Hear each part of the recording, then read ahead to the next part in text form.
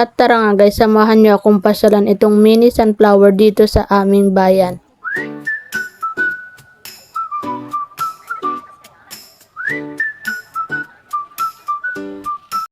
Hello guys, andito kami ngayon sa Barangay Imbo.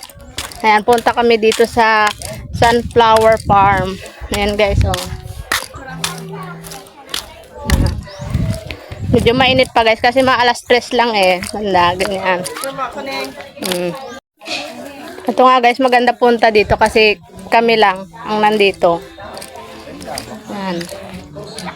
Papasok pa lang kami guys, may entrance 15 ang adult. At ito nga pala ang mini sunflower dito sa aming bayan. At ito, pinupuntahan ito ngayon dito sa amin. Kasi guys, meron namang sunflower dito sa Pangasinan. Pero kasi ang layo-layo nun eh, sa Tayug pa. Pero ito, gumawa sila. At ito, nag-try sila magtanim. At ito naman ang kinalabasan, maganda naman. Kasi guys, yung may-ari dito, kakilala ni Ma'am Heidi. At 3 klase nga pala daw yung sunflower na nakatanim dyan. At tara guys, ikutin natin itong mini sunflower dito sa aming bayan.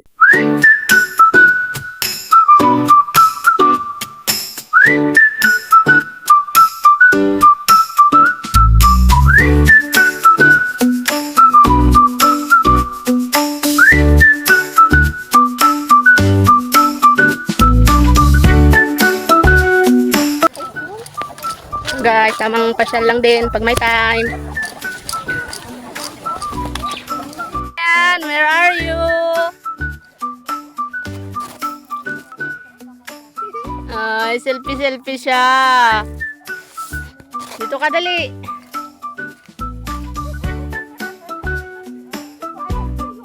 Ayan guys, so nagpipicture siya.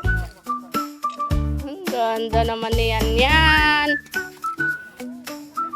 Ay, ang galing ah. Ang dami niya ng picture ah. Selfie ka din. Oh.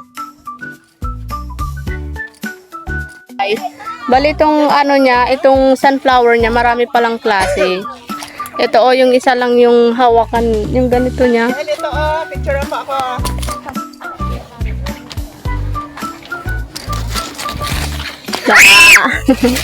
Gulat ka no. Si Papa. Andun. Ito nga guys, nag-shortcut na ako dito sa may gilid. Andun! Andun na siya. Ay! Oh, dali, lakad. Dahil nga guys, mag-isa lang. Ayan, walang taga-picture. Mag-selfie na lang ako dito sa sunflower. Ayan.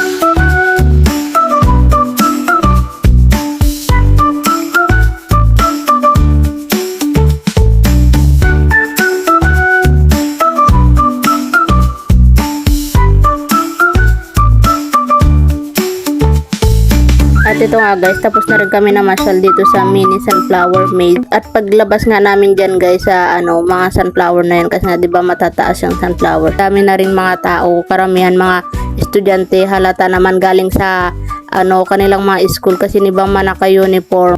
At ito, habang nagpapahinga, nagmimerenda muna kami at may mga paninda din sila dito eh. At pagkatapos nga namin namasyal, ayan, dumaan muna kami dito sa Tondol Beach.